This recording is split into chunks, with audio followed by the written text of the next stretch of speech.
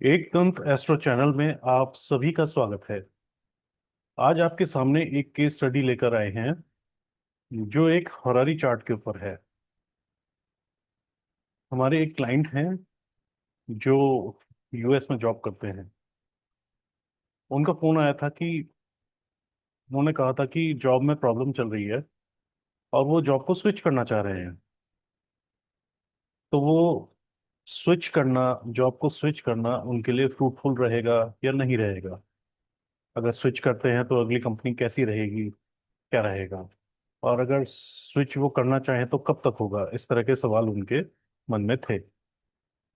तो उनसे तुरंत एक होरारी नंबर लिया गया और एक होरारी चार्ट बनाया गया। कस्पल इंटरलिंक एस्ट्रोलॉजी के कुछ रूल्स हैं होरारी के लिए, जिसमें मून की पोजीशन देखी जाती है कि वो किस भाव से संबंधित है। तो हमने देखा कि मून 11th हाउस में पोस्टेड आया और मून का जो नक्षत्र है वो 6th हाउस में आया। 6th हाउस जॉब का ही होता है। तो ये होरारी जो है एक जेन्युइन होरारी बन गई, जिससे कि हम उनका आंसर दे पाएंगे। अब सबसे पहले लग्न के सबसे प्लॉट का प्रॉमिस एसेंडेंट क्या कहता है, क्या एसेंडेंट अलाउ करता है, ये हमें देखना होगा। लग्न का सबसे प्लॉट सूर्य है। सूर्य का पीएस है और वो वीनस के नक्षत्र में है। तो सन की इन्वॉल्वमेंट हमें देखनी है कि क्या 6th हाउस में होती है। हाँ, होती है। 6th हाउस में सन खुद पोस्टेड है और उसका नक्षत्र भी पोस्टेड है। अब देखते हैं कि इस 6th हाउस के विद रिस्पेक्ट टू हमें कैसे रिजल्ट मिलेंगे। हमारा जो सबलॉर्ड है वो राहु है। राहु का भी पीएस है। अब राहु जो है, क्या 2, 6, 10, 11 में आता है। राहु ना तो 2 में आता है, ना 6 में आता है, ना 10 में आता है, और ना ही 11 में आता है। भावा चार्ट में ये 12वें भाव में पोस्टेड है। अब देखते हैं राहु और किसी प्लेस पर आता है नहीं।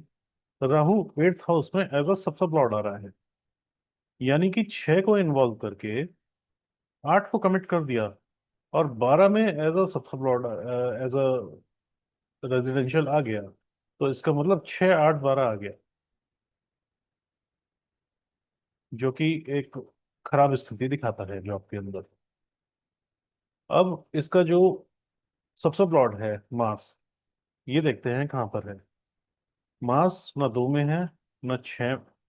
6 में मार्स का पीएस है और ना 10 में है, ना 11 में है। मार्स भी 8 में है। तो 6 की इन्वॉल्वमेंट करके 8 की कमिटमेंट हो गई और कंफर्मेशन हो गया। तो इसका मतलब है कि इसी जॉब में उन्हें रहना पड़ेगा। 6 की इन्वॉल्वमेंट हमारी वीनस सन से हुई। सब लॉर्ड राहु 8th हाउस में आया और सब लॉर्ड मार्स भी हमारा 8th हाउस में ही आ गया और 6 में आ गया। तो इसका मतलब यही रहना पड़ेगा अभी। और जो करंट स्थिति है वो यही है कि जॉब में कष्ट है। जॉब में कष्ट महसूस हो रहा है। साथ ही मार्स हमारा 3rd हाउस में भी आ गया। तो 3, 6 और 8 की लिंकेज ये बनी है। तो 3 और 8 जो होता है ये डिप्रेशन दिखा देता है, टेंशन दिखाता है। तो ये जो हरारी है ये लग्न के थ्रू बहुत ही एक सटीक जो मनस्थिति है उसको शो करता है। अब 6th हाउस का सबसे प्लॉट देखते हैं। 6th हाउस का सबसे प्लॉट है मरकरी। मरकरी का पीएस है और वो वीनस के नक्षत्र में है। तो मरकरी ने 6ठे हाउस को ही वीनस के थ्रू और खुद के थ्रू इन्वॉल्व कर लिया। और आगे जो उसका सबलॉर्ड है और सब सबलॉर्ड है वो वीनस ही है, यानी कि ये वीनस 5th हाउस में चला गया और फिर वीनस एज अ सब सबलॉर्ड 6 में आ गया। अब ये देखिए, जॉब चेंज की जो लिंकेज होती है वो होती है 6th हाउस की इन्वॉल्वमेंट होकर सबलॉर्ड 5 में चला जाए और सब सबलॉर्ड 6 में आ जाए। अगर ऐसी लिंकेज होती है तो ये इसका मतलब जॉब चेंज प्रॉमिस्ड है। ये लिंकेज हमारी 6th हाउस के विद रिस्पेक्ट टू आ गई। अब हम 11th हाउस यानी इच्छा पूर्ति के हाउस को देखते हैं। इच्छा पूर्ति, केतु। केतु इसका सबसे लॉर्ड है। Ketu is Venus mercury. Mercury. Ketu ने एज अ वीनस 6 हाउस को इन्वॉल्व करा, और मरकरी 5 में आ गया, और SSL मरकरी 6 में आ गया। 11th हाउस भी जॉब चेंज को शो कर रहा है। इसका मतलब जॉब चेंज जो है पॉसिबल है। साथ ही हमारा ये जो मूवेबल साइन है यहाँ पर, कैप्रिकॉन, मकर राशि, ये मूवेबल साइन में है हमारा 11th। तो ये काम जो है हो जाएगा थोड़ा जल्दी। अब हम करंट दशा भुक्ति यंत्रा देखते हैं। इस केस में अब जैसे ये मार्स की दशा चल रही है, ये 2026 तक है। 2026, यानी कि 8/2026, ये तो बहुत लंबा समय है, लगभग 1 साल है। तो अब हम, क्योंकि हमारा ये मूवेबल साइन है यहाँ पर, तो ये काम जल्दी होगा, इसमें ज्यादा समय नहीं लगेगा। अब हम इसमें भुक्ति देखते हैं। भुक्ति हमारी कब तक होती है? सन की भुक्ति चल रही है, जो कि 8/1/26 तक चल रही है। प्रश्न ये पूछा गया था सितंबर में। तो सन देखते हैं कि सन क्या, क्या सन अलाउ करता है जॉब चेंज को। सन हमारा लग्न का ही SSL है, जिसे हमने शुरुआत में ही पढ़ लिया। और सन क्या हमें बता रहा था? सन हमारा एज अ वीनस 6 को इन्वॉल्व करके as a Rahu 8th house में और 12th हाउस में जा रहा था। और मार्स भी हमारा 8 में आ रहा था। यानी कि इसने 5वें भाव से कोई संबंध नहीं बनाया है, 6th हाउस को कहीं ब्रेक नहीं करा। इसका मतलब ये भुक्ति अलाउ नहीं कर रही है जॉब चेंज करने को। यानी आप देखें तो सन ने एज अ वीनस इन्वॉल्व करा 6th हाउस को, राहु हमारा 5th हाउस में नहीं आया, और ना ही Rahu as a Saturn Jupiter आया।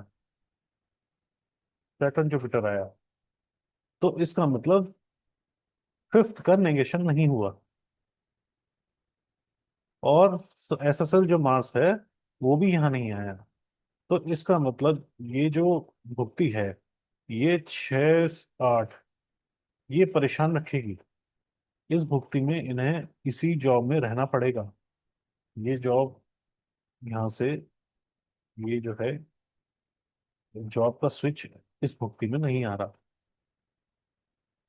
अगली भुक्ति क्या आती है? अगली भुक्ति आती है मून की। Moon is Mars sun sun. Moon Mars के नक्षत्र में है और अपने भी रिजल्ट देगा, क्योंकि उसका PS है। तो मून ने as a Mars 6th house को इन्वॉल्व कर लिया। 6th हाउस को इन्वॉल्व करा, और सन जो आया वो 5th हाउस में PS होकर भावा चार्ट में 5th हाउस में आ गया, PS में। यानी 6 का नेगेशन हो गया, और सन फिर से यहाँ आ गया।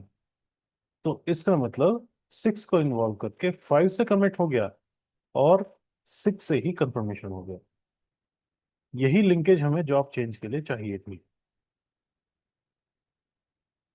तो हम ये कहेंगे कि 8/1/26 के बाद जब ये मून आएगा, मून की भुक्ति आएगी, तब ये काम हो जाएगा।